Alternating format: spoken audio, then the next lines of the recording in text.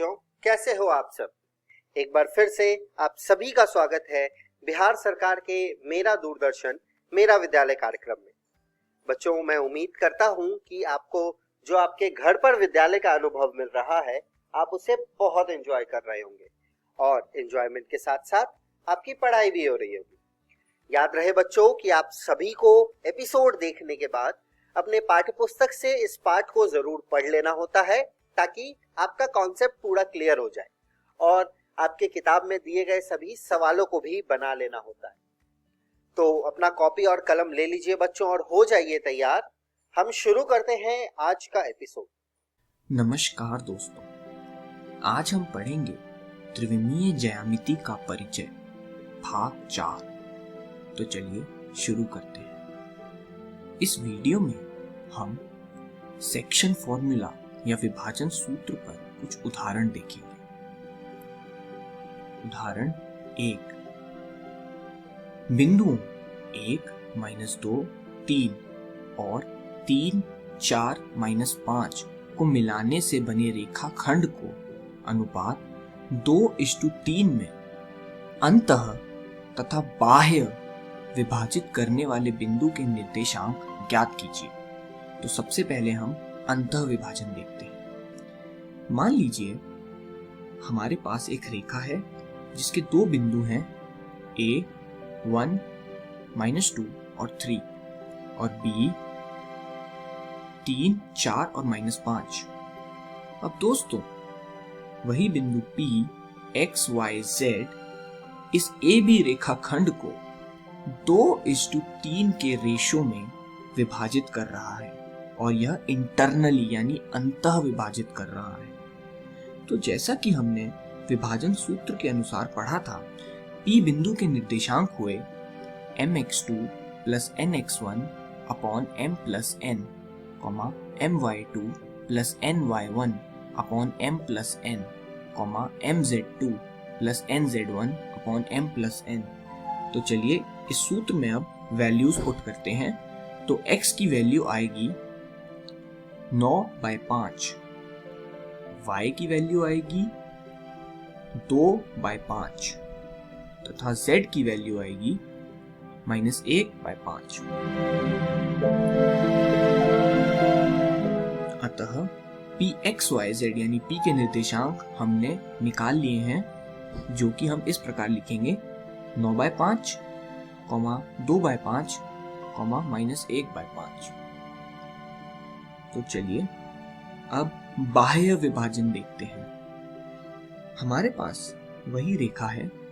अब दोस्तों, इस रेखा का पहला बिंदु हमने लिया A1, -2 और 3 तथा दूसरा बिंदु B जो कि होगा 3, 4 और -5। अब दोस्तों, आप बहुत ही ध्यान से एक्सटर्नल डिवीजन के कंसेप्ट को समझिए। इस चित्र में बाहर से विभाजित करने वाला बिंदु P XYZ यहां लाए करेगा, यानी बाहर विभाजन का मतलब यह है कि वह AB के बीच में ना होकर AB के बाहर होगा। अतः यह रेशो AP अपॉन BP 2/3 के बराबर होगा।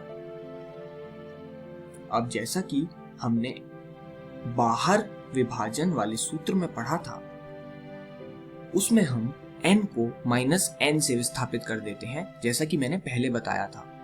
तो वह फॉर्मूला आपकी स्क्रीन पर दिया गया है। चलिए अब उसमें वैल्यूज पुट करें। तो x की संख्या वहां से हमें 3 मिल जाती है, y की संख्या हमें -14 मिल जाएगी तथा z हमारे पास 19 आ जाएगा। अतः इस प्रकार हमें P के निर्देशांक मिल गए जब वही AB रेखा को बाहर से विभाजित कर रहा है। तो उसके निर्देशांक होंगे -3, -14 तथा 19। इस प्रकार हमने एक्सटर्नल डिवीजन को समझा। चलिए अब अगला उदाहरण देखते हैं।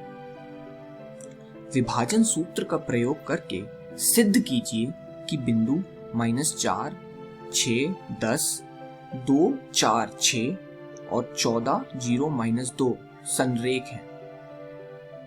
तो दोस्तों हमने एक बिंदु का नाम ले लिया A, -4, 6 और 10, दूसरा बिंदु B 2, 4, 6 और तीसरा बिंदु C 14, 0 और -2।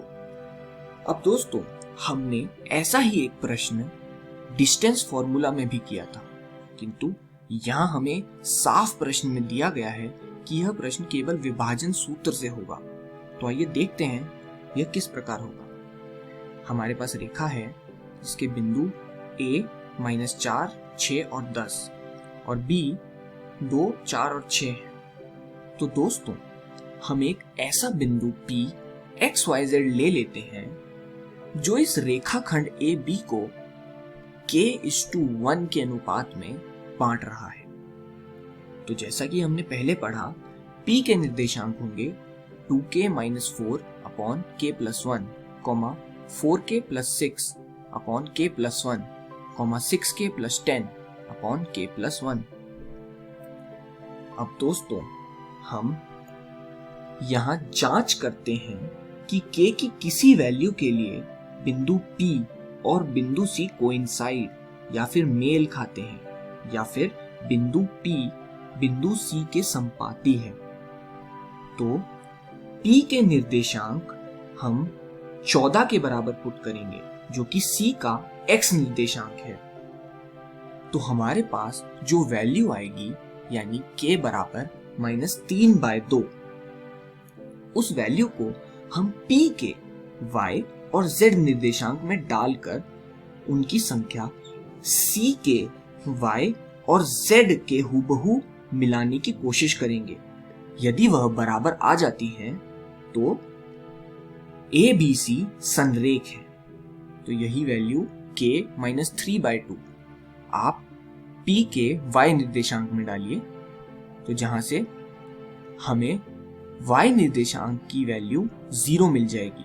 अब वही वैल्यू k आप P के z निर्देशांक में डालिए, जहां से हमें उसकी वैल्यू -2 मिलेगी। अब यही -2 C का z निर्देशांक है, अतः y और z बिल्कुल हूबहू C से मिलते हैं। अतः हमने यह सिद्ध किया कि C 14, 0 और -2 वह बिंदु है जो AB को 3:2 के अनुपात में बाहर से विभक्त करता है, और वही पॉइंट P है क्योंकि दोनों के निर्देशांक बिल्कुल हूबहू मेल खाते हैं। अतः A, B व C संरेख है। तो यदि सेक्शन फॉर्मूला से आपको 3 बिंदु संरेख दिखाने हैं तो आप इसी प्रकार करेंगे। चलिए अगला उदाहरण देख लें। बिंदुओं 4, 8, 10 और 6, 10, -8 को मिलाने वाले रेखाखंड YZ तल द्वारा जिस अनुपात में विभाजित करते हैं उसे ज्ञात कीजिए। तो सबसे पहले आप यहाँ प्रश्न समझिए कि दो बिंदु हैं और उसे YZ एक्सिस डिवाइड कर रही है, और जिस रेशो में डिवाइड कर रही है हमें वह निकालना है। तो हम यहाँ मानते हैं कि YZ तल P बिंदु के द्वारा रेखाखंड AB को k:1 के अनुपात में विभाजित करता है। तो विभाजन सूत्र जो कि हमने पढ़ा है उसके अनुसार निर्देशांक हुए Pxyz बराबर 4 + 6k upon k + 1, 8 + 10k upon k + 1, 10 - 8k upon k + 1। अब क्योंकि P YZ तल पर स्थित है, तो यह हमने सबसे पहली वीडियो में पढ़ा था कि यदि कोई भी बिंदु YZ तल पर स्थित होता है तो सदैव उसका x निर्देशांक 0 होता है। तो यहाँ हम P का x निर्देशांक यदि 0 पुट करेंगे तो वहां से रेशो यानी k की वैल्यू हमें -2/3 मिल जाएगी। अतः YZ तल AB को 2:3 के अनुपात में बाहर से विभाजित करता है। इस वीडियो में हमने सीखा विभाजन सूत्र के उदाहरण। अगली वीडियो में हम इस पूरे चैप्टर पर प्रैक्टिस क्वेश्चंस करेंगे। धन्यवाद दोस्तों।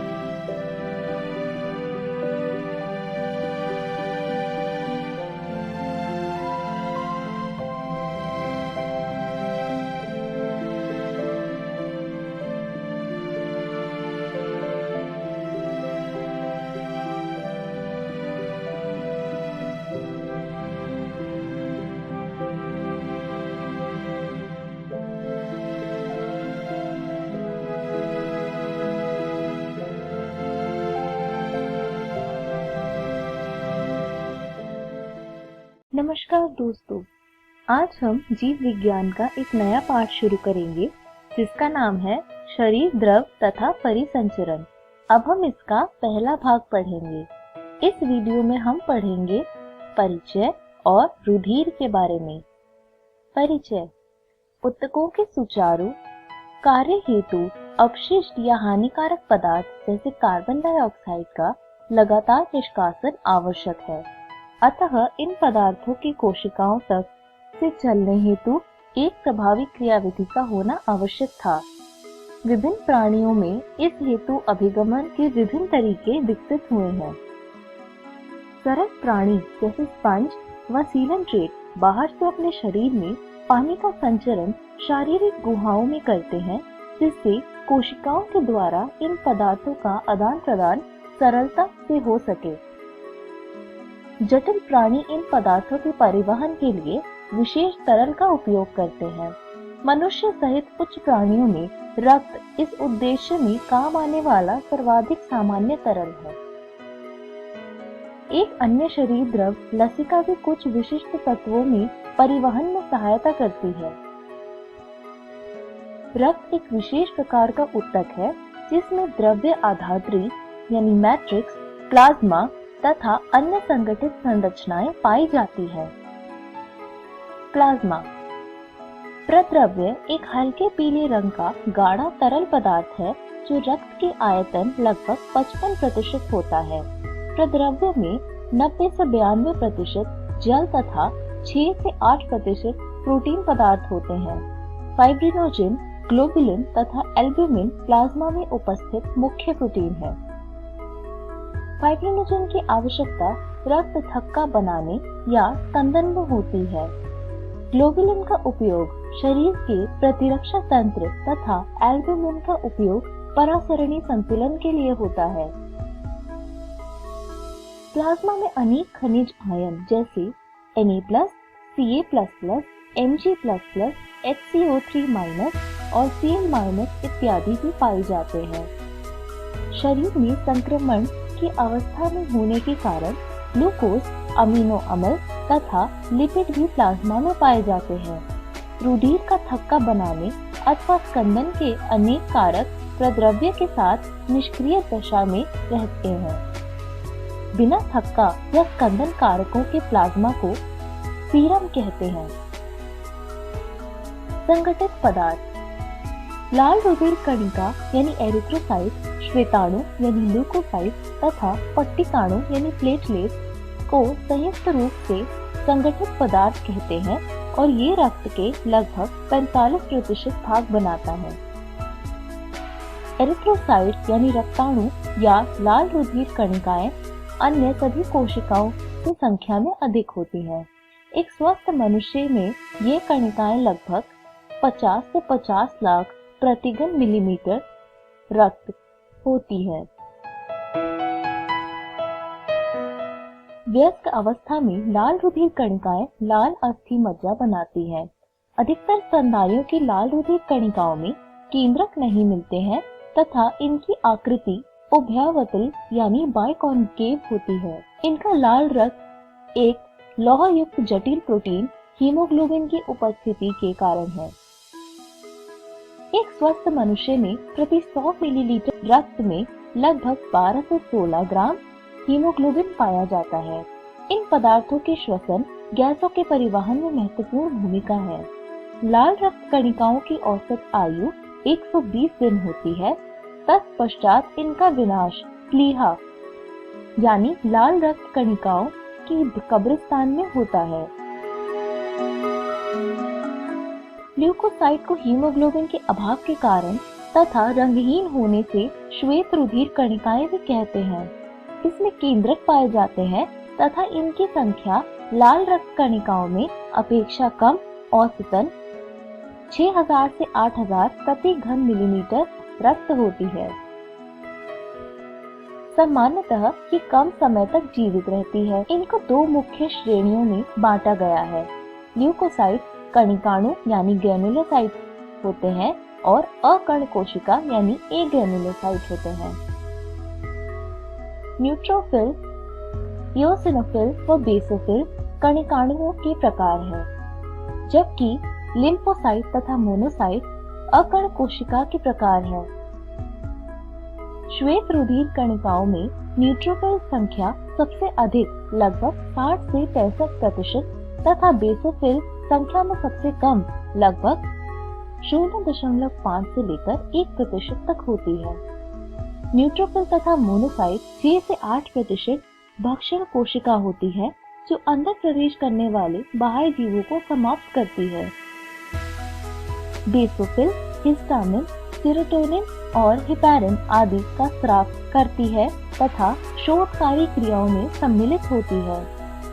इओसिनोफिल 2 से 3% होती है, इस संक्रमण से बचाव करती है तथा एलर्जी प्रतिक्रिया में सम्मिलित रहती है। लिम्फोसाइट 20 से 25% मुख्यतः 2 प्रकार की है, बी तथा टी। बी और टी दोनों प्रकार के लिम्फोसाइट शरीर की प्रतिरक्षा के लिए उत्तरदायी है। पट्टिकाणु यानी प्लेटलेट्स को थ्रोम्बोसाइट भी कहते हैं। ये मेगाकैरियोसाइट अस्थि मज्जा की विशेष कोशिका के टुकड़ों में विखंडन से बनती है।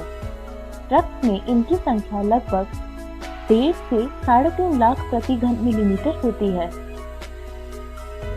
प्लेटलेट कई प्रकार के पदार्थ स्रावित करती है, जिनमें अधिकांश रुधिर का थक्का जमाने या स्कंदन में सहायक है।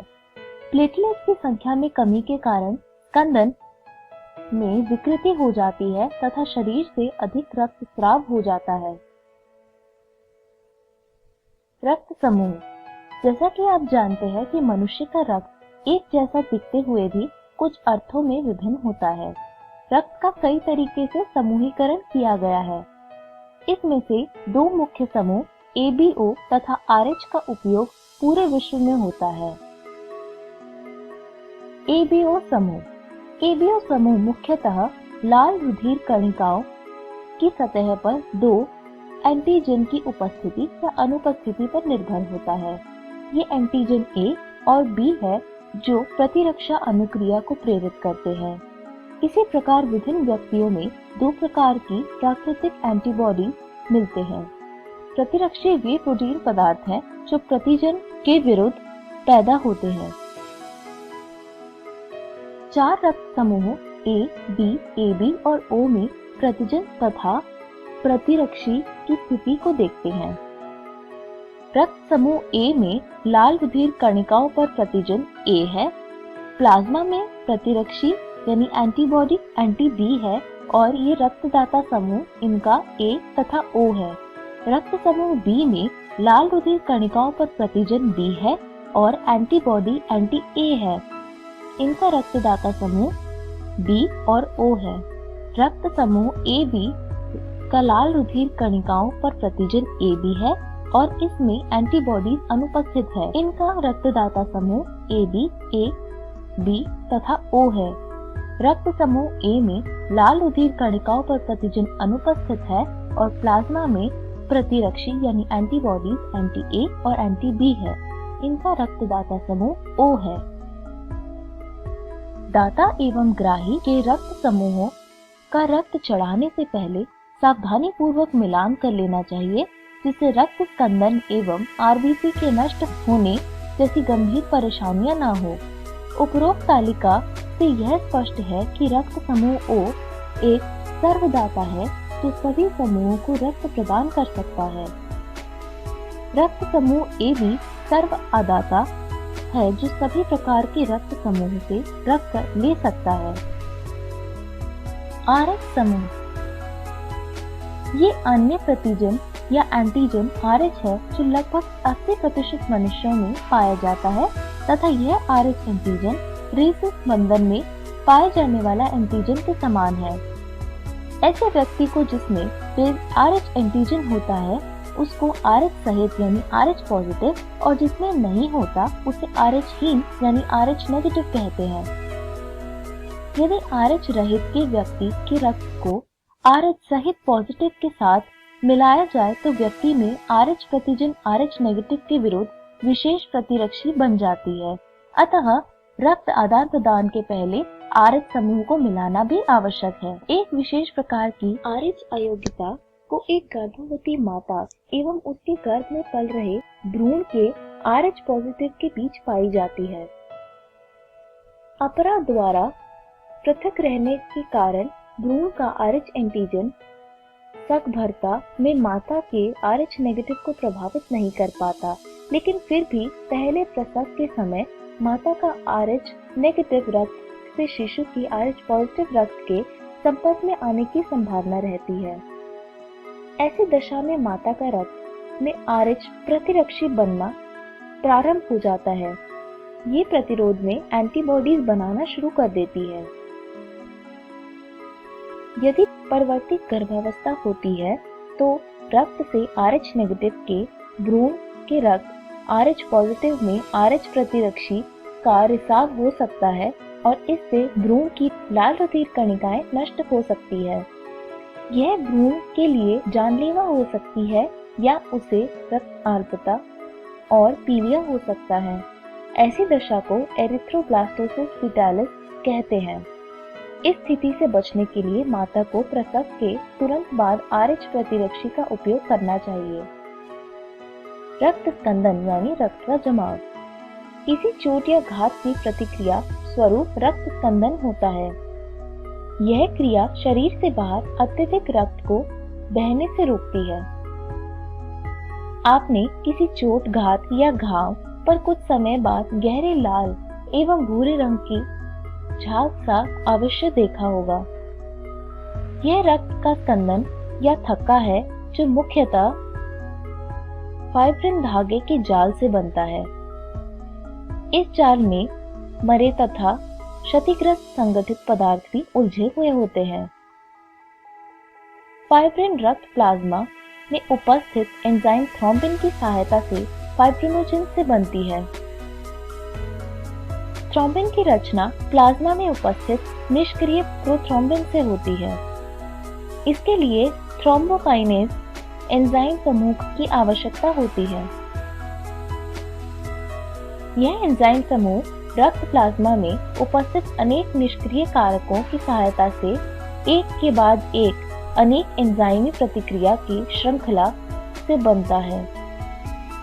एक चोट या घात रक्त में उपस्थित प्लेटलेट्स के विशेष कारकों को मुक्त करने के लिए प्रेरित करता है, जिनसे स्कंदन की प्रक्रिया शुरू होती है। क्षतिग्रस्त ऊतकों द्वारा भी चोट की जगह पर कुछ कारक मुक्त होते हैं जो स्कंदन को प्रारंभ कर सकते हैं। इस प्रतिक्रिया में कैल्शियम आयन की भूमिका बहुत ही महत्वपूर्ण है। इस वीडियो में हमने सीखा परिचय और रुधिर के बारे में। अगली वीडियो में हम पढ़ेंगे लसिका परिसंचरण पथ, जिसमें हम पढ़ेंगे मानव परिसंचरण पथ और हृदय चक्र के बारे में। धन्यवाद।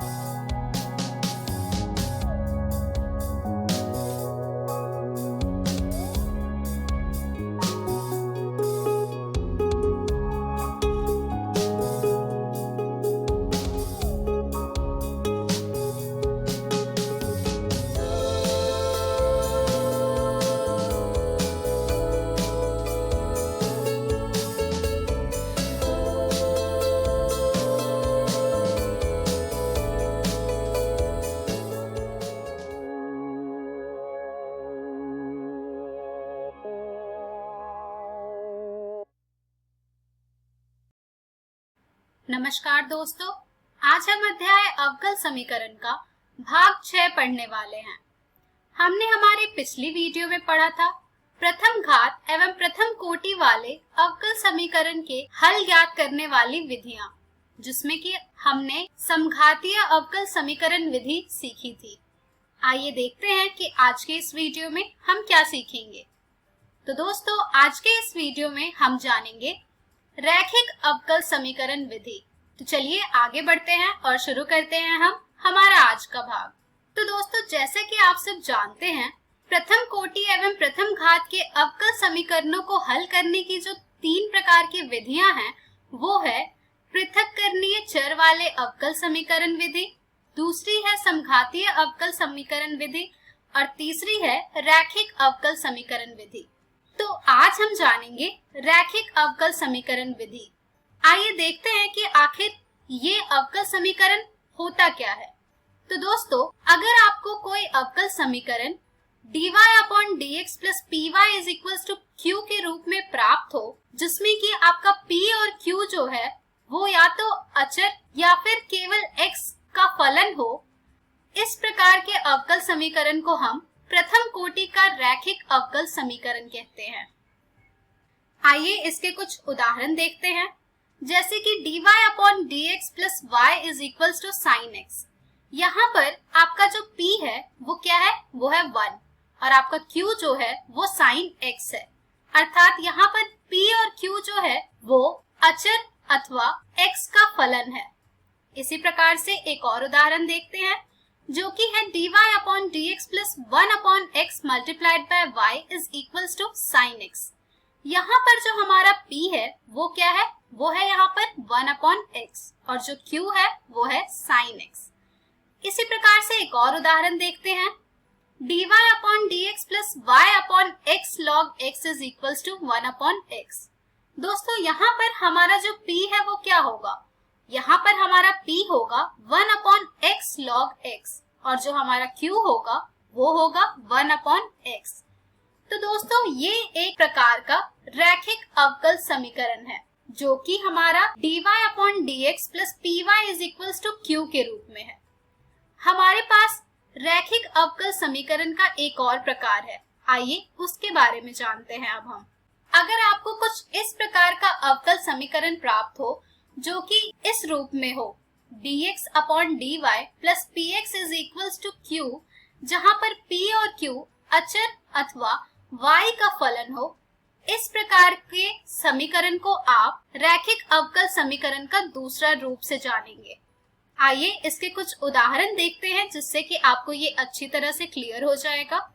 dx upon dy plus x is equals to cos x। दोस्तों, यहाँ पर ये जो समीकरण है, इसमें आपका p क्या है, इसमें आपका p है 1 और q है cos x और यहाँ पर ये जो p और q है वो या तो अचर या y का फलन है। तो इस प्रकार के अवकल समीकरण को भी हम रैखिक अवकल समीकरण कहते हैं और ये हमारा दूसरा रूप है उसका। इसी प्रकार से एक और उदाहरण देखते हैं, जो कि है dx upon dy plus minus 2x upon y is equals to y square e to the power minus y। दोस्तों, यहाँ पर हमारा जो p है वो क्या होगा, वो होगा माइनस 2 अपॉन y और जो q होगा वो होगा y square e to the power minus y।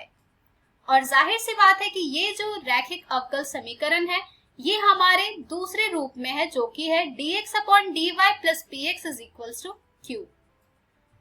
अब इसके बाद आशा करती हूँ कि आपको रैखिक अवकल समीकरण अर्थात उनके दोनों रूप के बारे में पता लग गया होगा कि आप उसे किस प्रकार से पहचानेंगे तथा किस प्रकार से आप उनके p और q को दर्शाएंगे।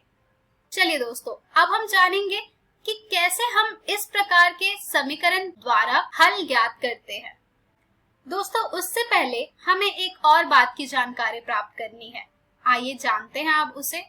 दोस्तों, इस प्रकार की विधि द्वारा हल ज्ञात करने के लिए यहाँ पर हमें gx का मान भी प्राप्त करना होता है और वो gx आइए जानते हैं कि क्या होता है। तो दोस्तों, अगर आपका समीकरण dy upon dx plus py is equals to q के रूप में है, तो यहाँ पर आपका जो gx होगा वो होगा e to the power integration of p dx, जिससे कि जब आप उस समीकरण के बाएं पक्ष को गुणा करेंगे तब वो x या y के किसी फलन का अवकलज बन जाएगा। और यही जो हमारा फलन gx बराबर e to the power integration of p dx हमारे दिए गए अवकल समीकरण का समाकलन गुणक कहलाएगा। और इस समाकलन गुणक का हम बहुत ही ज्यादा प्रयोग करते हैं रैखिक अवकल समीकरण के द्वारा हल ज्ञात करने में। आइए पहले हम ये देखते हैं कि किस प्रकार से हम इस तरह के प्रश्न को हल करेंगे जिसमें कि हम समाकलन गुणक का भी प्रयोग करते हैं और फिर हम आखिर में एक प्रश्न द्वारा इन सभी चरणों को अच्छी तरह से प्रयोग करके हल ज्ञात करेंगे हमारे अवकल समीकरण का। तो दोस्तों, प्रथम कोटि के रैखिक अवकल समीकरण को हल करने के लिए जो चरण है वो कुछ इस प्रकार के हैं। सबसे पहले दिए हुए अवकल समीकरण को dy upon dx plus px is equals to q के रूप में लिखिए, जिसमें p और q अचर अथवा केवल x के फलन है। तो दोस्तों, सबसे पहले हमें हमारे दिए गए अवकल समीकरण को कुछ इस प्रकार के रूप में लिखना होगा ताकि हम p और q इससे आसानी से ज्ञात कर पाएं। इसके बाद हमारा अगला चरण जो होगा वो होगा समाकलन गुणक ज्ञात करने का, जिसे इंग्लिश में हम कहते हैं इंटीग्रेटिंग फैक्टर, जो कि हम ज्ञात करते हैं e to the power integration of p dx के द्वारा। इसके बाद हमारा अगला चरण है कि जब आप इंटीग्रेटिंग फैक्टर ज्ञात कर लेते हैं तो आप हमारे प्राप्त किए गए फलन को कुछ इस प्रकार से लिखेंगे, y multiplied by integrating factor अर्थात समाकलन गुणक बराबर integration of q multiplied by integrating factor dx plus c, अर्थात जो आपका डिफरेंशियल इक्वेशन का सोल्यूशन होगा वो कुछ इस प्रकार में आएगा। आइए अब हम दूसरे केस का भी देख लेते हैं, जो कि हमारा रैखिक अवकल समीकरण का दूसरा रूप है। उसका भी समाकलन गुणक हम किस प्रकार से ज्ञात करेंगे, ये अब उसके चरण देखते हैं। तो उसके चरण के लिए भी हमारे जो चरण हैं वो लगभग इसी प्रकार के हैं। सबसे पहले हम अवकल समीकरण को dx upon dy plus p1x is equals to q1 के रूप में लिखेंगे, जिसमें कि हमारा जो p1 और q1 होगा वो अचर अथवा केवल y का फलन होगा। इसके बाद हम ज्ञात करेंगे समाकलन गुणक अर्थात इंटीग्रेटिंग फैक्टर, जो कि हम ज्ञात करेंगे e to the power integration of p1 dy से। यहाँ पर आपको ध्यान देना होगा कि आप कौन से रूप वाला अवकल समीकरण ज्ञात कर रहे हैं और फिर किस प्रकार से उनका समाकलन गुणक ज्ञात कर रहे हैं। जब आप समाकलन गुणक ज्ञात कर लेंगे तो फिर आप उसे कुछ इस प्रकार के रूप में उसका हल लिखेंगे, जो कि है x गुने समाकलन गुणक बराबर integration of q1 multiplied by integrating factor of dy plus c। तो दोस्तों, यहाँ से आपको जो ये दो सूत्र मिल रहा है जिससे कि आप अपने अवकल समीकरण का हल कुछ इस प्रकार से लिखेंगे, इसे आप जरूर ध्यान में रखें ताकि जब आप इनके प्रश्नों को हल करेंगे तो आप इसे फिर आसानी से लिख पाएंगे। इन सभी का प्रूफ भी है जो कि आपको आपकी एनसीईआरटी पुस्तक में मिल जाएगा, जिसके द्वारा ये हल हमें प्राप्त हुआ है। तो दोस्तों, ये थी कुछ थोड़ी बहुत जानकारी कि किस प्रकार से हम रैखिक अवकल समीकरण का हल ज्ञात करते हैं। आइए अब एक प्रश्न देखते हैं इस पर आधारित, जिससे कि आपको इस विधि द्वारा किस प्रकार से हल ज्ञात करना है अच्छी तरह से क्लियर हो जाएगा।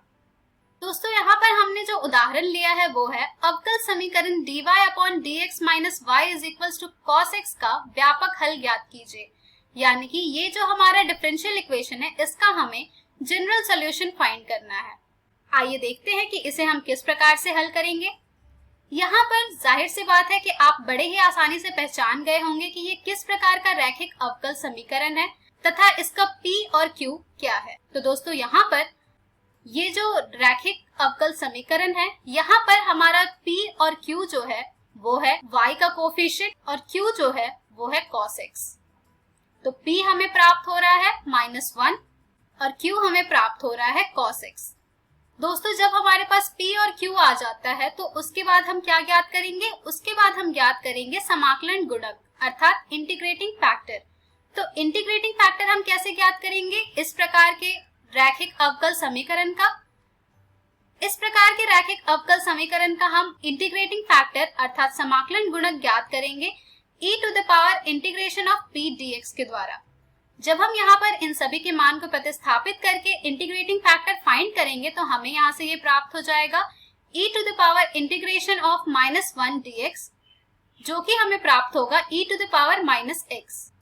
इसके बाद हम इसे जो हमारे पास इसका हल लिखने का रूप आया था उसमें हम इसे प्रतिस्थापित करेंगे, जो कि होता है y गुणे इंटीग्रेटिंग फैक्टर बराबर integration of q multiplied by integrating factor dx plus c। जब हम यहाँ पर इन सभी के मान को प्रतिस्थापित करेंगे दोस्तों, तो हमारे पास ये आ जाएगा y multiplied by e to the power minus x is equals to integration of cos x multiplied by e to the power minus x पूरे का dx plus c। इसके बाद अब हम प्रायः यहाँ पे इंटीग्रेशन इसका ज्ञात करेंगे।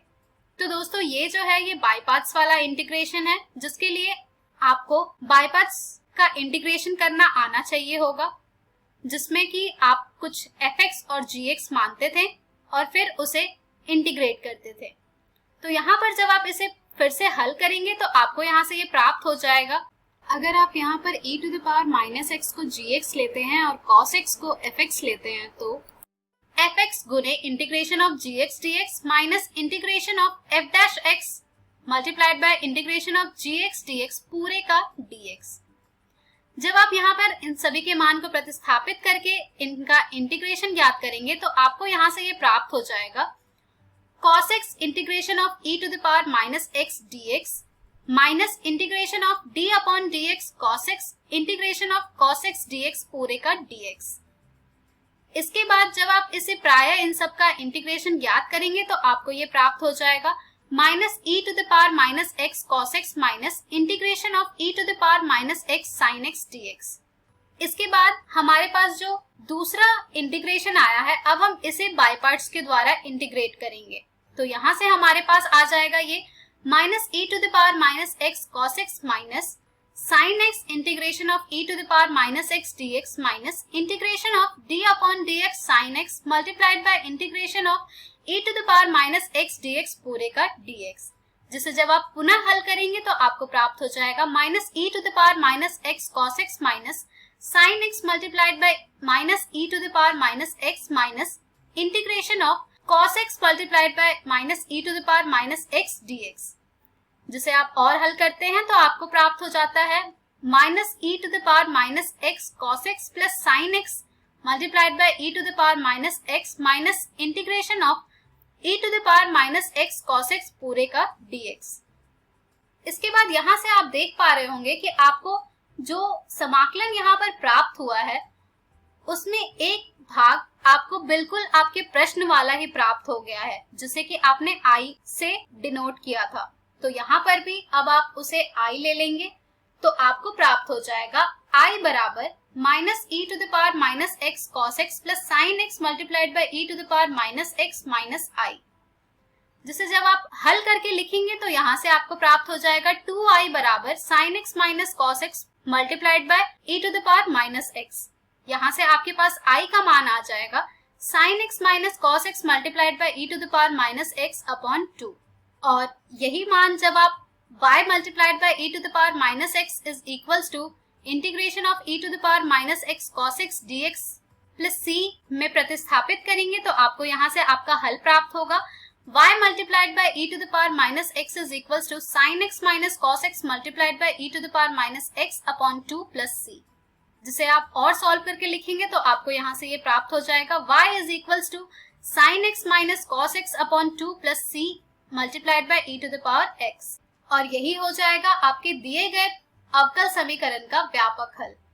तो दोस्तों देखा आपने कि किस प्रकार से आप रैखिक अवकल समीकरण का हल ज्ञात करते हैं, समाकलन गुणक का इसमें कितना ज्यादा उपयोग है तथा आपको यह किस प्रकार का अवकल समीकरण है उससे भी आपको बहुत ही ज्यादा सहायता मिलती है।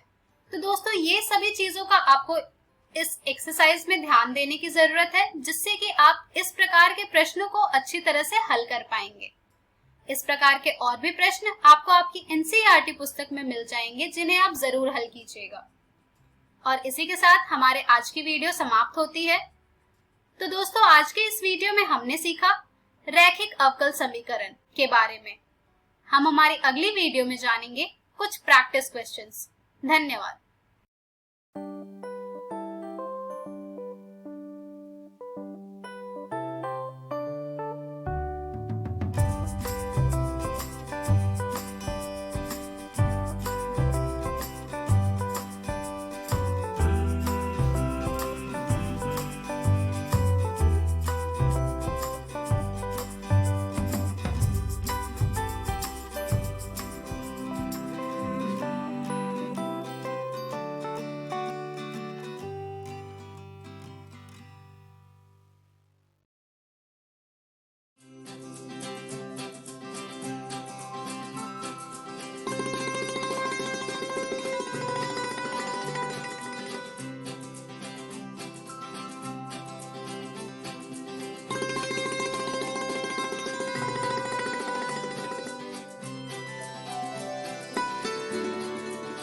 Good morning teacher.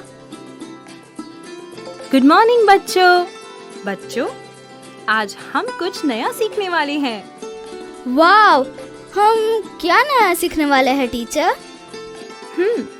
वंदना, आज हम अपने रचनात्मक विचारों के जरिए समस्याओं को हल करेंगे।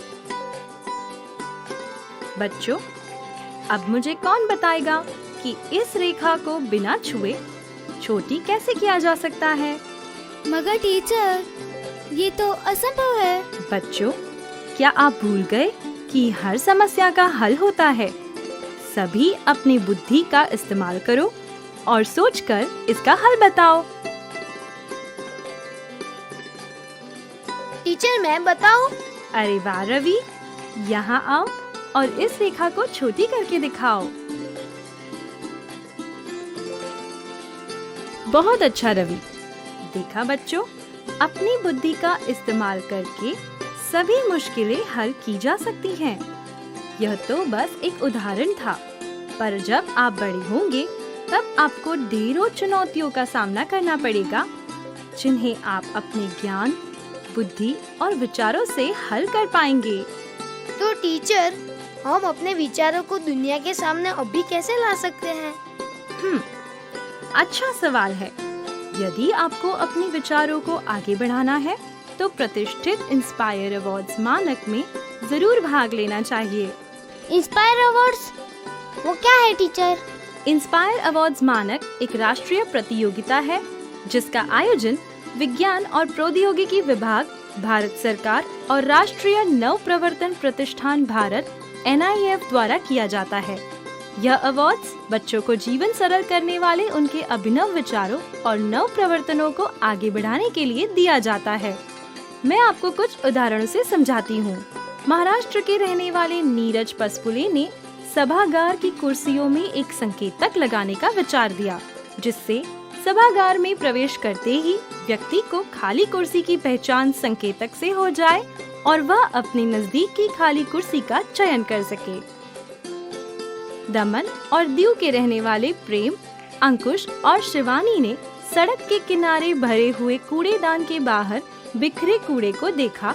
तब उन्होंने यह विचार दिया कि अगर इसमें ऐसा यंत्र लगा दिया जाए जो उसके भरने का संकेत कूड़ा उठाने वाली गाड़ी को दे दे, तो समय से कूड़ा उठाया जा सकेगा।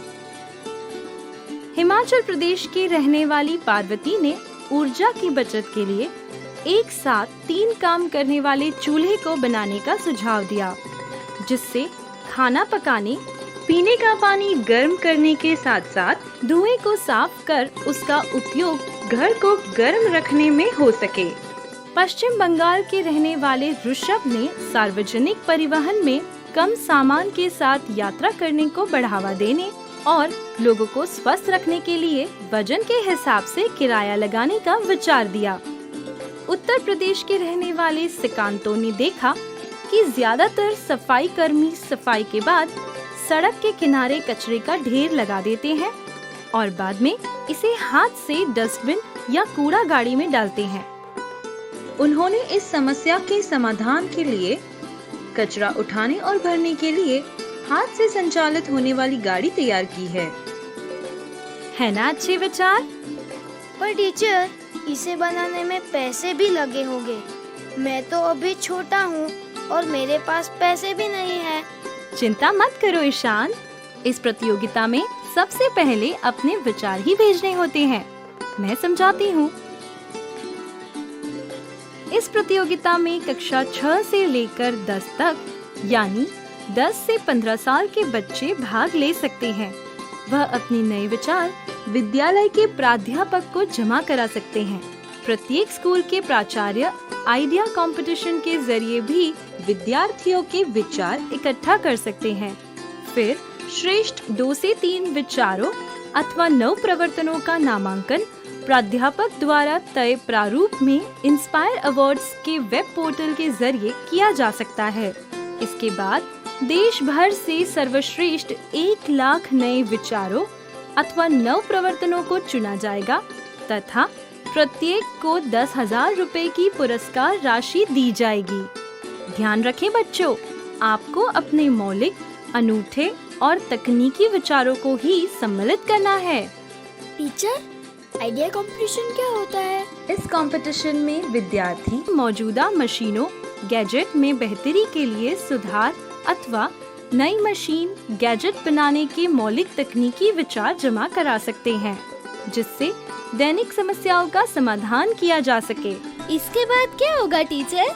चुने हुए विद्यार्थियों को अपने विचारों अथवा नव प्रवर्तनों के प्रोटोटाइप अथवा मॉडल तैयार कर जिला स्तर की प्रदर्शनी में भाग लेना होगा, जहां से राज्य स्तर के लिए 10,000 विचारों अथवा नव प्रवर्तनों का चयन किया जाएगा।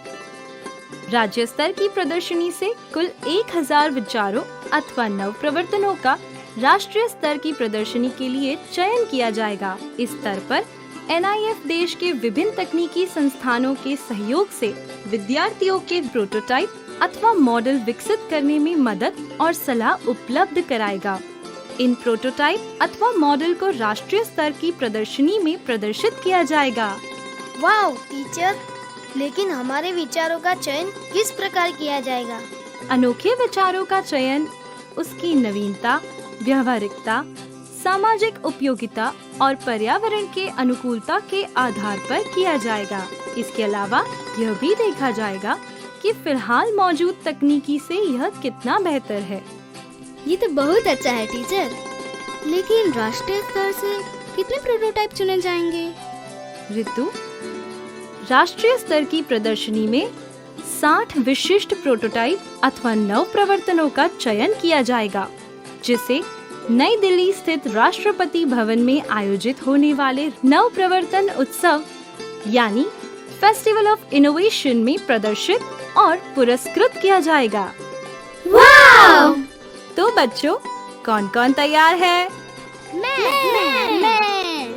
यह हुई ना बात। इंस्पायर अवार्ड्स में भाग लेने के लिए लॉग ऑन करें www.inspirawards-dst.gov.in। अधिक जानकारी के लिए लॉग ऑन करें www.nif.org.in/inspire-awards।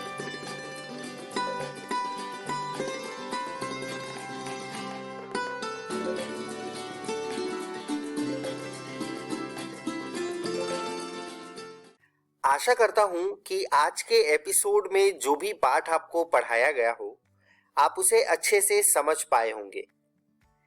यदि कोई सवाल आपके मन में आया हो तो उसे उन्नयन ऐप पर आप पोस्ट करके अपने जवाब को जान सकते हैं, या फिर आप हमें ईमेल भी कर सकते हैं स्क्रीन पर दिए गए ईमेल आईडी पे।